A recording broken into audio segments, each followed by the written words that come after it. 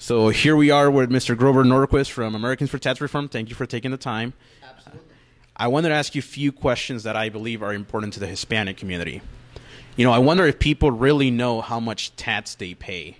Can you estimate the overall percentage of income that the average American pays in taxes of all kinds? You're quite right that a lot of people focus on maybe an income tax. They forget about the sales tax. They forget about the property tax. The property tax of every store you walk into and buy something, you're paying that property tax of the store when you buy goods and services. When you buy a good or service, you're paying the corporate income tax from the company that provides that service. So the politicians have gotten pretty good at hiding the tax burden inside things you buy, and you go, gosh darn those people, they're raising prices. How come the price of electricity is going up? Well, heavily taxed, a lot of fees, a lot of taxes. Taxes are about 30% of the economy. So they're embedded in everything you buy. Is that percentage going up or going down or staying level? It depends on which state you're in. In California, New York, it's going up. In Kansas, North Carolina, Louisiana, Texas, it's going down. At the national level, it's pretty much static right now, but it may go up a little bit as people are pushed into higher tax brackets. Why should we care as citizens of this country about taxes and increasing taxes? Sure. Whenever the government raises taxes, what they've just told you is they're not willing to reform government. They're not willing to make schools more effective, to insist on better teachers. They'll just spend more money, raise more taxes, and spend more money to paper over failure. There are two ways to deal with when government doesn't work, and much of government needs to be improved. You can either try and throw more money at it and do more of the same, or you can reform it. So an elected official who says, I won't ever raise your taxes, the promise they really made to you is, when there's a problem, I'll reform government. An elected official who says, I'm open to raising taxes as part of the solution, says, I really don't have the guts or the capacity or the ability to reform government. Now, a majority of the Hispanic families are in the low and middle income levels, as you know. Is it more beneficial for people in those income levels to have taxes lowered across the board, or to have taxes on the upper income levels raised so that government expenditures can continue, and why? Well, the most important thing is to have more jobs, more opportunities for self-employment. And the taxes and regulations are particularly damaging on people trying to start a new business, a new opportunity. There are 1 million people in the United States who, if trends had continued as they were in the 70s and 80s and 90s, we'd have 1 million more entrepreneurs, 1 million more self-employed people, particularly middle and lower income people. Somebody who's well-to-do, wants to start a business, can hire a lawyer and do all that stuff. Fill out the paperwork, wait for the effort to succeed. People who are lower income, middle income, they don't have time for that. And they're more likely to just take a job rather than create a new business. So I think it's very important for low-income people of any background to have more jobs created, more opportunities for entrepreneurship. That means lower taxes, less regulation, fewer licenses, fewer permissions, fewer people you have to ask, may I do this? The answer should be, what do you mean, may you do? You want to start a job? You want to start a business? Do it. Absolutely. Don't ask. Just do it. That's the way we were for decades, and it's where we ought to be. Now, most people don't know what our national debt is, especially in the past 8 years with President Obama. It's now over $18 trillion in debt, estimated. Should that be lower, or should that be paid off, and why? Well, over time, you want to stop adding to it. And the true deadweight cost to government is spending. Government spends too much. Taxes are one measure, but debt is another. Our goal should be to reduce taxes and spending and have enough economic growth that government gets more resources because more people are working. If we'd had a recovery, the strength of Reagan's recovery in the 1980s, rather than the weakest recovery in recent American history since 1960 with Obama, there'd be 12 million more Americans at work. 12 million more Americans at work if we'd grown at Reagan rates rather than Obama rates.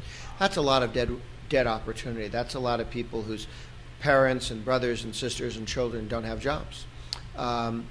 We can and should do better than that. We need to go to the policies that worked.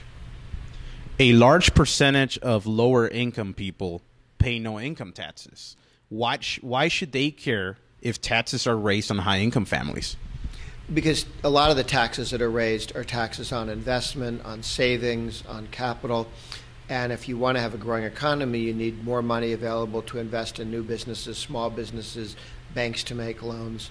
You want lots of capital available because then the return to labor, to work, and to small businesses increases. So it's particularly important that all taxes should be reduced. And the idea that somebody else can bear tax burdens without having hurt the entire economy just is wrong. How do you see the issue of taxes influencing next year's 2016 elections? Well, I think Hillary Clinton has said out loud she wants to raise taxes. She wants more government revenue with higher taxes. All the Republicans running have committed in the writing on the Taxpayer Protection Pledge that Americans for Tax Reform shares with people, no new taxes. So they've said we're not raising taxes, and Rubio has a tax cut reform proposal. Rand Paul has a tax cut reform proposal. There's an awful lot of very good ideas out there on how to reduce taxes to create more growth, how to reduce the number of regulations to create more growth. So I'm very happy with the Republican candidates. Awesome. Polling shows that the Congress is very low esteem among voters. Why is that so, and how will it impact the Republicans who now hold the majority in both houses next year? Yeah, the polling shows that people would rather have the Republican Congress running things than the president. So when they say that they're mad at Congress, it's a really poorly worded question. You have the Democrats in the Senate filibustering things. So if you're mad at the Senate, you don't like what the Senate's doing or not doing. Are you mad at the Republican majority or the Democrats filibustering? Which one? It doesn't say, okay? It's like asking somebody, what's the big issue? Well, gun control. That doesn't tell you whether they're for it or against it. It's just an important issue. Maybe they hate it. Maybe they like it. Right. You don't know. So I really object when people do polling data that, people don't like the Congress when there was a Republican House and a Democratic Senate. What don't they like? The conservative things the House is passing, or the fact that the Democrats won't allow them out of the Senate? I think it's bizarre to have the question phrased that way. And at some point, it's a little disingenuous for people in the establishment press to say, oh, everybody hates the Congress, they must hate Republicans. Except they keep electing majorities of Republicans in the House and the Senate. So the signal they're sending is they'd like a Republican House and Senate to pass Republican bills. That's not an endorsement of the Democrat position. It's the endorsement of the Republican position. So in closing, what would be one message that you would send to the Hispanic population across the United States that the Democratic Party that they generally vote for and support, even though they carry socialist type of views, it's actually hurting them, especially in jobs, in the growth of the economy, and in just continuing to higher taxes? Yeah, I think the argument with the Hispanic community or any part of the American fabric is that we should be voting for candidates that are pro-growth, pro-job, pro-free enterprise, that create more opportunities for everybody. And right now, that's the modern Republican Party. And if we can do that and have more opportunities, even some of the cramped vision where people think immigrants are competing with people who were born here for jobs, that's only because there's a static amount of employment with a lousy recovery like this. During the Reagan years, you had massive growth in job creation, both with people who are immigrants and people who are born here, and there wasn't any sense that your job came at my expense. You do get that when the economy is so weak that people think they have to have sharp elbows to somehow get ahead. So I'm very enthusiastic that a pro-growth policy will make the Republican Party more available to Hispanic support and make Hispanics more excited about voting for Republicans. Thank you so much for your time. We appreciate it.